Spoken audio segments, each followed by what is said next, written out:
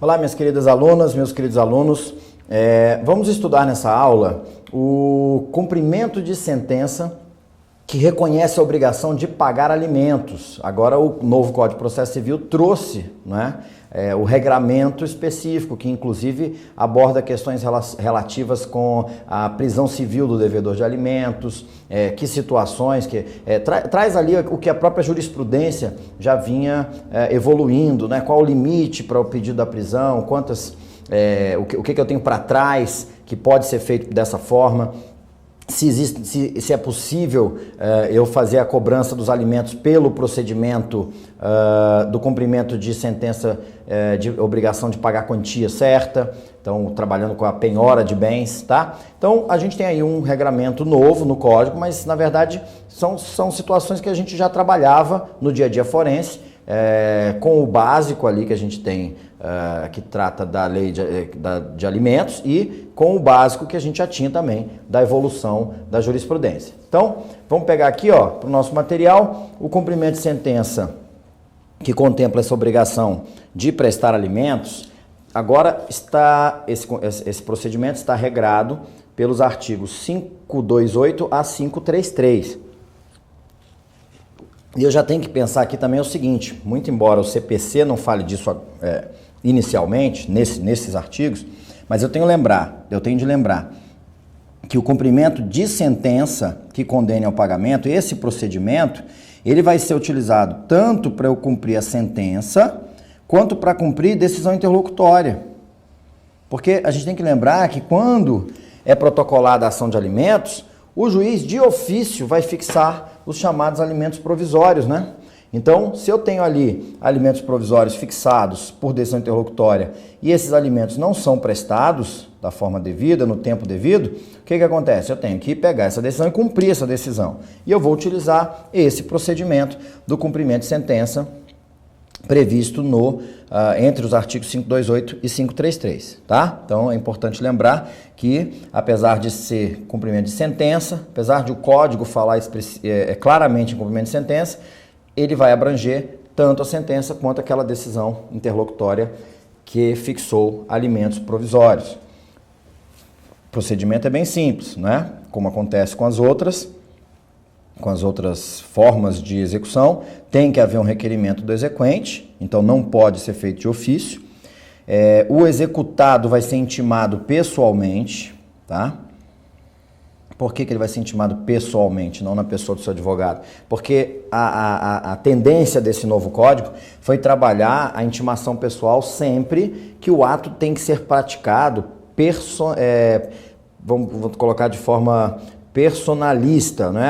A própria pessoa do réu, a própria pessoa do autor tem que praticar aquele ato. Então, nesse caso, a intimação vai ser pessoal, tá? E no caso do pagamento, quem paga não é o advogado do réu, quem paga é o réu, é o executado. Então, a intimação, e o prazo é curto, né? Então, é a própria parte que tem que ser intimada. Então, vai haver intimação pessoal do executado para pagar esse débito em 3 dias. Então, ficar esperto, né? Porque pagamento de quantia, na execução de pagamento de quantia certa, a gente tem 15 dias para pagar. Mas aqui a gente está falando de alimentos, né? E quem pede alimentos em juízo tem necessidade dos alimentos, até para questão de sobrevivência. Então, o prazo é bem curto, prazo de 3 dias. O que o devedor intimado pode fazer nesses 3 dias? O que ele tem qual a margem, qual o espaço que ele tem ali? Nesses 3 dias, ou ele vai pagar, né? Ou ele vai provar que pagou, ou ele vai justificar a impossibilidade de pagar, tá? E se ele não fizer isso, qualquer uma dessas 3, se ele não adotar qualquer uma dessas 3 medidas, o que vai acontecer? O juiz vai protestar a decisão, tá? Protestar a decisão na forma lá do artigo 517, a gente já conversou sobre isso na aula de sentença, tá? E, até avançando aqui um pouquinho, além do protesto, se o executado não pagar ou se a justificativa apresentada não for aceita, além do protesto, a gente vai ter o decreto de prisão, tá? Então, poderia até ter colocado aqui também, mandará protestar o pronunciamento judicial e decretará a prisão civil do devedor de alimentos, ok? Somente a comprovação de fato que gere a impossibilidade absoluta de pagar justificará o inadimplemento. Então tem que tomar cuidado, porque assim, eu estou desempregado. Eu, quando advogava, me deparei com várias situações como essa. Vem lá o executado e eu já também atuei em núcleo de prática jurídica de faculdade, como professor, acompanhando os alunos, estagiários, e era muito comum o executado, a pessoa do outro lado, vir alegando que estava desempregado, só que é aquela história, peraí, você almoçou hoje? Os juízes faziam isso. O senhor almoçou hoje? Almocei. O senhor almoçou ontem? Almocei. O senhor veio para cá de carro, de ônibus? Não, vim de carro. O senhor botou gasolina no carro, né? Botei. E de onde saiu o dinheiro? Então, essa situação por si só, né? Estou desempregado, não é motivo suficiente para afastar a obrigação, tá? Porque se o próprio réu tem, de alguma forma, consegue, né, para ele tem que conseguir para quem depende dele, tá? Ele tem ali um dependente. Se for um menor de idade, um filho, por exemplo, ele colocou o filho no mundo. É responsabilidade dele. E ainda que o cara esteja, mas é que eu estou fazendo um bico aqui, vendendo um salgado na porta do meu antigo trabalho, eu só estou ganhando R$100 por mês, não importa. Você vai pegar R$100, vai dar uma parte para o custeio, né, dos alimentos, do alimentando, aquele que pede os alimentos em juízo, tá? Então, não é qualquer impossibilidade, é uma impossibilidade absoluta mesmo. Olha, eu estava internado numa UTI, eu estava doente e por isso eu não pude realizar o pagamento, eu estava viajando para o exterior a trabalho e acabou que eu não tinha acesso onde eu estava, eu não tinha acesso ao sistema financeiro ou qualquer coisa assim nesse sentido, tá? Vamos para frente aqui. Se o executado não pagar ou se a justificativa apresentada não for aceita, aí como eu disse, né, vai ser feito o protesto da sentença, fica lá aquela negativação no cartório e vai ser expedido o decreto de prisão pelo prazo de 1 a 3 meses, tá? Aqui a gente tem uma situação curiosa que na época da tramitação do Código na Câmara dos Deputados, o que aconteceu é que na proposta original que chegou à Câmara o PL aprovado pelo Senado e foi distribuído para um relator, que era o deputado Sérgio Barradas Carneiro, alguma coisa assim, do estado da Bahia, e ele é um advogado de direito de família. Então, ele conhece o dia a dia ali dessas questões e ele que trabalhou com a ideia de regime. Então, ele trabalhou com a ideia de regime semiaberto. Foi a proposta dele no relatório dele, era o regime semiaberto. Por quê? Porque a ideia do regime semiaberto é que a pessoa dorme na cadeia, né? E durante o dia sai para trabalhar, e só para trabalhar. E foi muito inteligente essa sacada dele. Só aqui na Câmara, né, no Congresso de modo geral, muitas vezes as questões técnicas, jurídicas, elas acabam servindo de objeto para palco de discussões políticas, né? Objeto para fazer alarde. E aí aconteceu que a bancada feminina, né, por outras razões, não necessariamente a essa, entendeu que isso aqui era uma ofensa ao direito das mulheres. Mas, na verdade, era mais para evidenciar aquele movimento feminista dentro da Câmara, porque isso aqui não ofende nenhum direito da mulher, porque, primeiro, o direito de alimentos, de receber alimentos, ele é um direito do alimentando, e não, esse alimentando, ele pode ser homem ou mulher. Mas aí as deputadas estavam falando direito das mães. Só que tem um outro porém, que não é só pai que é obrigado a prestar alimentos, mãe também é obrigada a prestar alimentos. E a gente também tem outro tipo de alimentos, que é alimentos que podem ser pedidos, por exemplo, pelos avós em face dos netos ou pelos pais em face dos filhos, né? E aí, nesse caso, pode ser mulher, pode ser homem, ou seja, a ideia é que se a pessoa está em regime fechado, como é que ela vai trabalhar para pegar o dinheiro e pagar o que ela está devendo? Se ela estiver em regime semiaberto, ela vai sair apenas para trabalhar e ela vai ter ali a constrição, né? Mas o que acabou acontecendo? Não passou e retiraram, então, essa ideia do regime semiaberto e ainda colocaram ali que o regime vai ser fechado, tá? Devendo o preso ficar separado dos presos comuns. E aí acontece, pelo menos lá em Brasília, onde eu moro, muitas vezes o camarada fica ali preso 1 mês, fica 2 meses, fica 3 meses, e pronto, ele não vai pagar, e ele não vai ter o que fazer, porque ele já perdeu o emprego, e aí agora mesmo é que ele não vai ter dinheiro, lá na cadeia pelo menos ele tá mal, mas está comendo, então às vezes acontece isso daí, e não resolve a vida do alimentando, né? Agora, o cara todo dia ter que trabalhar e voltar para dormir na cadeia, ele se vira para poder sair desse ciclo, né? Mas então isso é só uma curiosidade, o regime então foi definido pelo CPC, que nunca o CPC definiu o regime da prisão civil, ele foi definido como regime fechado, tá? Não sei nem se isso é constitucional, a partir do momento em que a gente tem princípios aí que são aplicáveis às execuções, né? E você também tem a questão da dignidade da pessoa humana, você tem o trabalho como um direito, né? E essa é uma prisão civil, então, enfim, isso aí dá para se levar a vários questionamentos. E até o crime, que é o que justifica a restrição da liberdade, se até o crime, dependendo do tipo de crime, você sequer é encarcerado, né? A reprimenda, e aquela reprimenda social, que também tem um caráter preventivo para que não ocorra novamente, às vezes pode ser a prestação de serviços comunitários ou qualquer coisa nesse sentido, como é que para uma questão civil a gente vai trabalhar com encarceramento? Então, dá até para levantar alguns questionamentos em cima disso aí, sob a ótica da dignidade da pessoa humana, que é um princípio prestigiado pelo artigo 8º do próprio Código de Processo Civil. O cumprimento da pena não exime o executado do pagamento das prestações vencidas e das vincendas, ou seja, das que venceram e das que estão por vencer. Paga a prestação alimentícia, o juiz suspenderá o cumprimento da ordem de prisão. Tá? E aí a ideia é, claro, essa prisão é só para forçar o cumprimento, né? Se já foi cumprido, acabou, tem que tirar a pessoa imediatamente da prisão.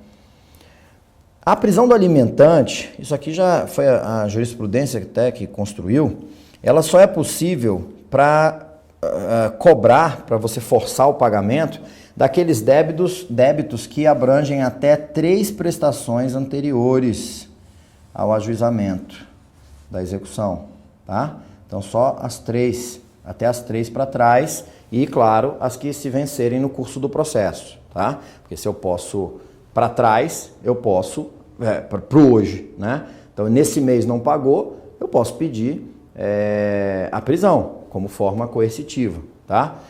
Mês passado não pagou e esse mês não pagou, os 2 meses atrás e esse não pagou, os 3 atrás, esse, o próximo, ok? Claro que com o limite aí da prisão de 3 meses. O exequente pode optar por promover o cumprimento da sentença ou decisão na forma do cumprimento de obrigação de pagar quantia certa, caso em que não será admissível a prisão do executado. Então, olha só, a gente está falando do cumprimento de obrigação de pagar quantia certa, lá do artigo 523, salvo engano, né? Aquele que você vai entrar com requerimento, o devedor vai ser intimado para no prazo de 15 dias pagar, se ele não pagar, o juiz vai aplicar a multa de 10% sobre o valor da causa, vai fixar os honorários advocatícios em 10% sobre o valor da causa e depois disso vai poder ser apresentada uma impugnação, tá? Então, esse é o procedimento de pagar quantia. Claro que prestar alimentos, você presta alimentos mediante pagamento de quantia, mas existe um rito próprio, né? Tanto que lá na obrigação de pagar a quantia certa eu não posso pedir a prisão do devedor, porque ele não me pagou. Aqui eu posso. Então, o que eu tenho, na verdade, são 2 formas, 2 ritos, né? 2 formas de cobrar esses alimentos. Eu posso cobrar pelo procedimento específico, tá? que é esse que a gente está falando aqui nessa aula, do artigo 528 ao 533, mas eu posso optar por utilizar o outro procedimento, que é aquele genérico, né? Que para qualquer tipo de quantia que é devida. Se eu optar por esse outro procedimento, não será admissível a prisão do executado. Não será admissível a prisão do executado. Por quê? Porque o meio constritivo, o meio coercitivo para forçar o pagamento naquele procedimento genérico é a penhora, tá? Agora vai ter uma peculiaridade aqui, tá? Que a gente vai estar na questão...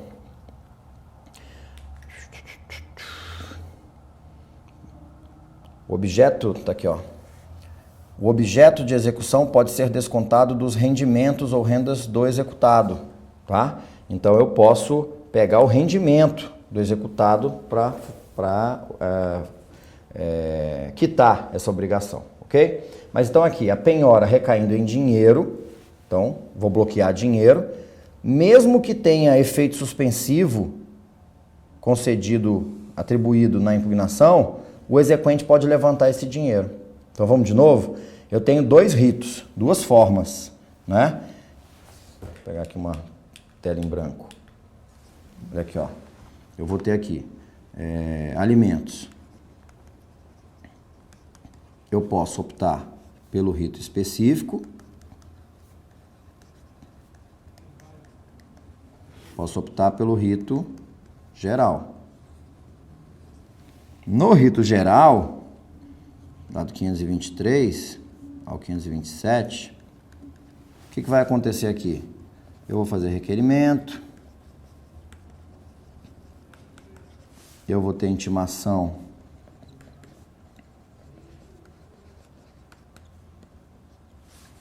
para pagar em 15 dias, se não pagar, multa.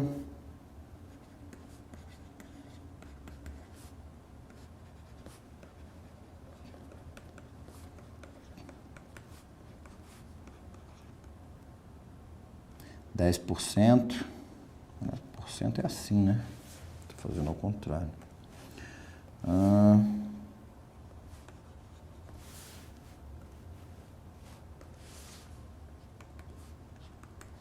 10% de multa e honorários.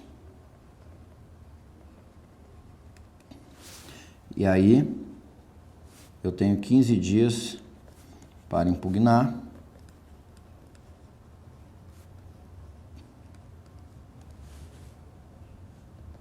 A impugnação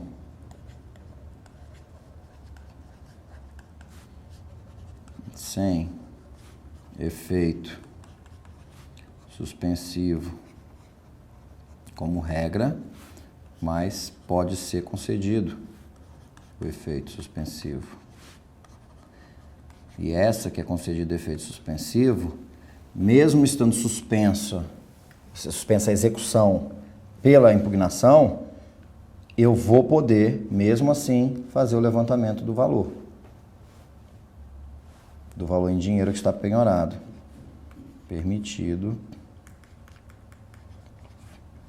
o levantamento do valor penhorado. Mesmo nessa com efeito suspensivo. E se eu utilizar o rito específico, e aliás, na verdade aqui, ó, quando eu falo em... faltou colocar aqui o mais importante aqui, seria o seguinte. Para ter o efeito suspensivo, vocês se lembram que eu tenho que ter a garantia do juízo, né? Então essa garantia aqui vem na forma da penhora, senão não teria nem esse com efeito suspensivo aqui. Então essa penhora em dinheiro, se for em dinheiro, permite o levantamento, tá? E aqui no rito específico, na verdade eu vou ter o requerimento, intimação para pagamento 3 dias, se não, protesto e prisão, 1 a 3 meses.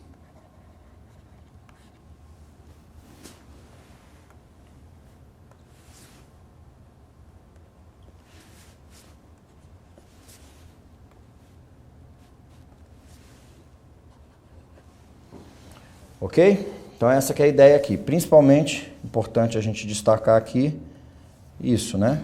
O meio coercitivo é diferente.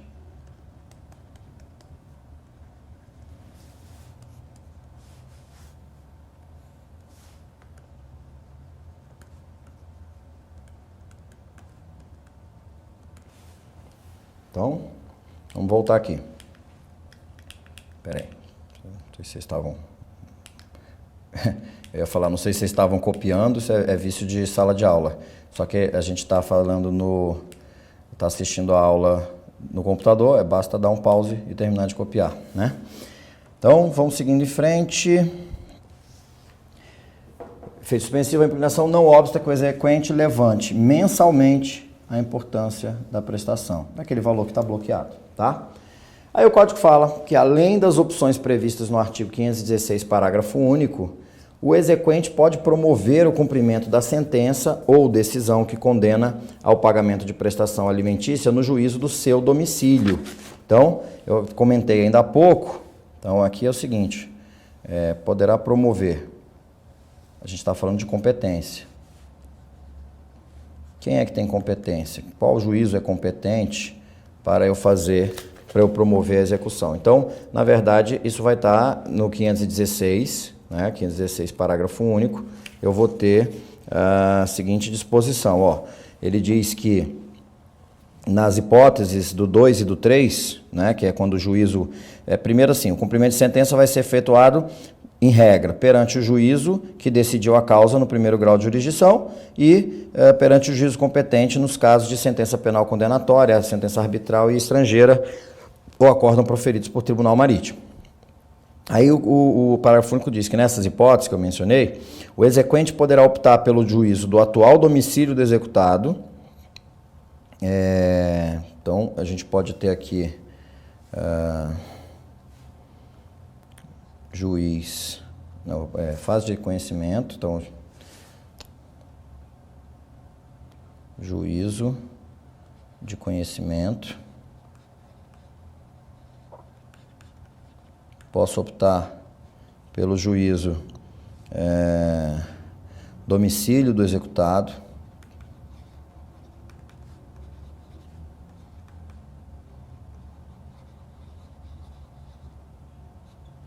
Domicílio do executado. Local dos bens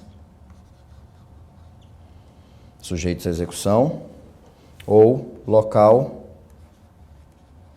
de cumprimento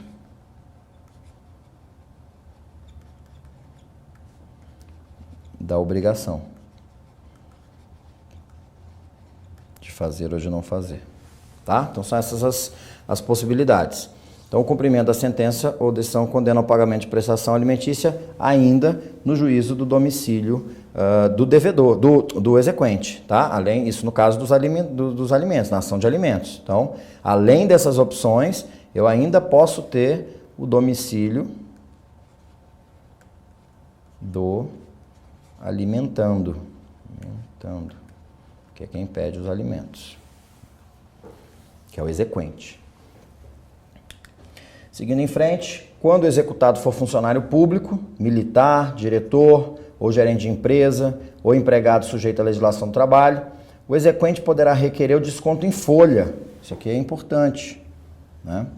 Folha de pagamento, da importância da prestação alimentícia. Então, na verdade, quando você tem a condenação no pagamento de alimentos, normalmente, se a pessoa ela tem um vínculo trabalhista, é oficiado o setor de pagamento para que já faça esse desconto, né?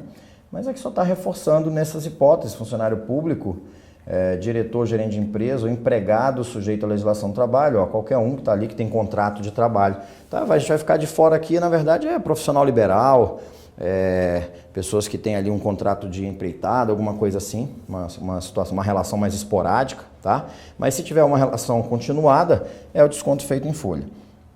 O juiz vai oficiar a autoridade, a empresa ou o empregador, e sob pena de crime de desobediência. Agora o Código de Processo Civil não perdoa mais, né? Claro que qualquer desobediência de ordem judicial sempre foi crime, desde que existe o crime de desobediência. Mas o Código de Processo Civil se preocupava muito com as sanções processuais, né? Aplicação de multa, essas coisas, e não mencionava a necessidade de encaminhar a questão para o Ministério Público para analisar se era caso de oferecer denúncia por crime de desobediência. Mas agora o Código de Processo Civil está repleto dessas ameaças aí, e são ameaças explícitas, tá? Então, sob pena de crime de desobediência, vai ser feito o desconto a partir da primeira remuneração posterior a contar do protocolo do ofício. Esse ofício, claro, tem que ter o nome, CPF do exequente, do executado, o valor que deve ser descontado mensalmente, o tempo de desconto e a conta na qual deve ser feito o depósito, tá? Sem prejuízo dos alimentos vincendos, o débito objeto de execução pode ser descontado dos rendimentos ou rendas do executado. Então, o débito objeto de execução. Então, eu estou executando aqui 6 meses para trás, 6 meses que está devendo. Então, eu executo. O que vai acontecer? Esse valor pode ser descontado dos rendimentos ou rendas do executado, de forma parcelada, contanto que, somando a parcela devida, não ultrapasse 50% de seus ganhos líquidos. Então, é o seguinte, vamos lá, se eu tenho que pagar 100 por mês, e eu estou devendo isso 6 meses, eu estou devendo 600. Esse mês aqui, e eu ganho, vamos lá, eu ganho 300. Ganho 300, pago 100 por mês, 1/3, e já estou devendo 600. Só que todo mês tem mais 100, né? Então eu vou parcelar esse para trás, só que aqui, no mês aqui eu tenho 300 menos 100, desse mês aqui agora. Vão sobrar 200. Então, a metade, 50%, é 150. Então eu só posso tirar 50 aqui. Então, 50 que eu vou tirar daqui, dos 600, eu ainda vou ter 550. Então, na verdade, eu vou parcelar isso aqui em 12 vezes. Para quê? Somando o valor do 100 mensal, mais os 50, então são 150, não vai passar de 50%, tá? 50% do líquido. Isso aqui é importante. 50% do líquido, porque quando a gente pensa em alimentos, não sei vocês, mas eu pago pensão alimentícia, ela vem descontada do bruto, tá? Então, esse limite dos 50% não pode ser do bruto, porque só o imposto de renda leva 27,5%, o INSS leva mais 11%, e aí você já passou aí, né, de 1/3 do que você ganha. Então, se você fosse pegar 50% do bruto, ia sobrar para você ali 12%, 15% do teu rendimento para você sobreviver, e às vezes até para criar outros filhos, né? Então, é do líquido. Não cumprida essa obrigação, penhora de bens. Então, se diz que não cumprida essa obrigação, penhora de bens, a gente está falando que esse parcelamento, ele é possível naquele procedimento que eu coloquei aqui, ó. Esse procedimento aqui, do rito geral. Parcelamento. Tá? Disposições aplicáveis aos alimentos definitivos ou provisórios. Isso aqui vale, então, mesmo que sejam alimentos provisórios, ainda tem recurso da sentença, a gente vai aplicar da mesma forma. É possível fazer a prisão, é possível fazer a execução com penhora, é possível fazer alienação, desconto em folha, tá?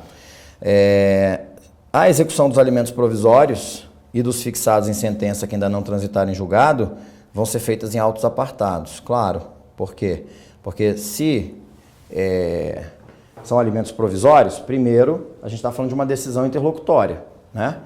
Então, provisórios, decisão interlocutória.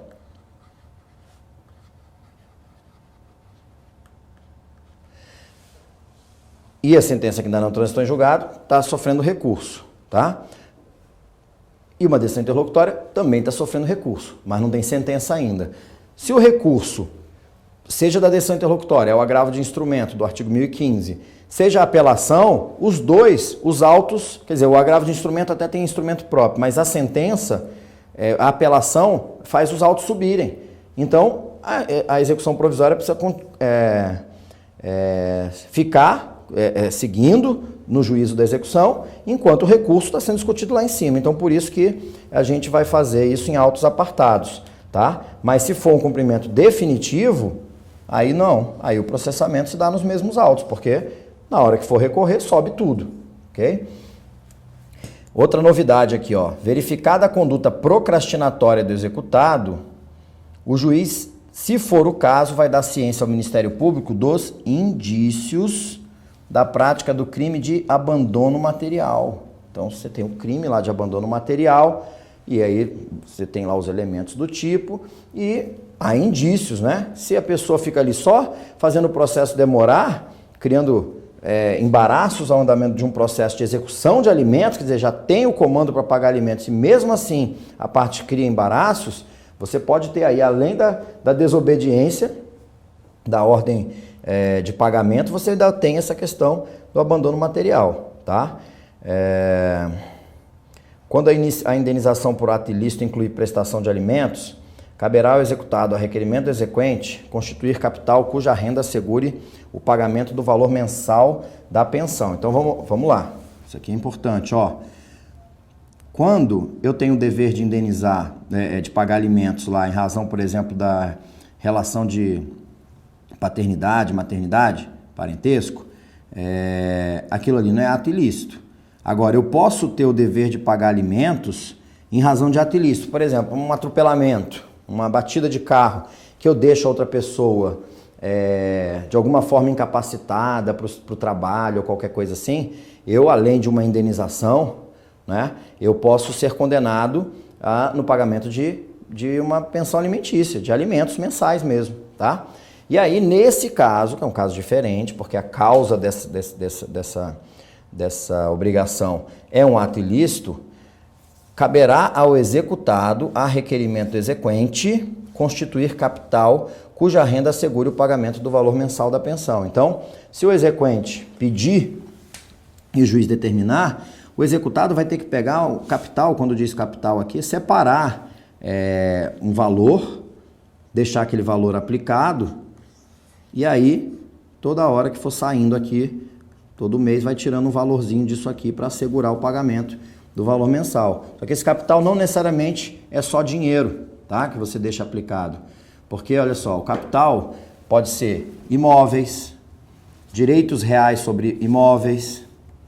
Então, eu tenho um imóvel que eu coloco em locação, eu posso dizer assim, ó, seu juiz, então é o seguinte, todo o aluguel que sair desse imóvel vai para pagar essa pensão alimentícia. Pronto, acabou, tá? Então, direitos reais sobre imóveis que são suscetíveis de alienação, os direitos reais sobre título da dívida pública, aplicações financeiras, o primeiro exemplo que eu usei, em banco oficial, será inalienável. Esse capital se torna inalienável e impenhorável enquanto durar a obrigação, além de constituir-se em patrimônio de afetação. Então, uma vez que eu pego e coloco o fruto desse imóvel como esse capital, se eu tiver uma outra dívida e alguém vier me executar, não pode penhorar esse dinheiro, esses aluguéis, tá? O juiz pode substituir a constituição do capital pela inclusão do exequente em folha de pagamento de pessoa jurídica de notória capacidade econômica ou a requerimento do executado por fiança bancária ou garantia real em valor a ser arbitrado de imediato pelo juiz, ok? Então, se for lá uma pessoa jurídica, o réu, é mais fácil ainda, coloca ele na folha de pagamento. Sobrevindo modificação nas condições econômicas, poderá a parte requerer, conforme as circunstâncias, redução ou aumento da prestação. Isso aqui é o que a gente chama de ação revisional de alimentos, que a gente inclusive já comentou na aula de coisa julgada, né? que tem gente que entende que aqui é porque é uma relação jurídica continuativa, que aí não faria coisa julgada, mas não tem nada a ver, porque se há modificação nas condições econômicas, são modificações fáticas. Se tem modificação fática, modifica a causa de pedir. E se modifica a causa de pedir, a gente não está falando da mesma ação, então eu não estou preocupado com coisa julgada, tá? Prestação alimentícia pode ser fixada tomando por base o salário mínimo, então, condena no pagamento de 2 salários mínimos, 3 salários mínimos. Por que o Código está falando isso? Porque a Constituição fala que o salário mínimo não pode ser utilizado, vinculado, ele não deve ser vinculado a nenhum outro tipo de situação. Aí é uma confusão que, na verdade, fazem, porque leem o dispositivo constitucional da forma errada.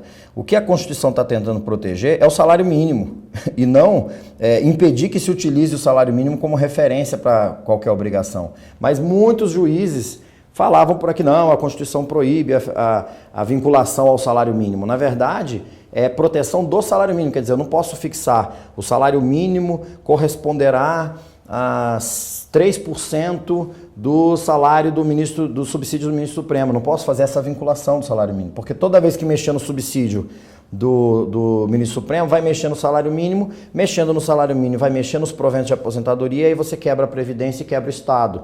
Essa que era a finalidade da proteção da norma, né? Mas aqui não. Aqui a gente tem o contrário, né? A ideia de proteger quem tá recebendo os alimentos. Então, se eu fixo lá em um salário mínimo, é melhor do que fixar em R$680 hoje. Porque se amanhã, daqui a um ano, eu continuo recebendo R$680, o meu poder de compra cai e eu estou no prejuízo. Mas todo ano, tendo a revisão do salário mínimo, todo ano é atualizado esse valor, tá? Fim da obrigação de prestar alimentos, o juiz mandará liberar o capital, cessar o desconto em folha ou cancelar as garantias prestadas. Beleza? Então, com isso, a gente termina o exame do cumprimento de sentença que contempla a obrigação, né, que reconhece a obrigação de prestar alimentos. Então, paramos aqui essa aula, vamos dar uma lidinha aí no material escrito e a gente se encontra na próxima aula trabalhando aí outros temas importantes do novo Código de Processo Civil. Até lá!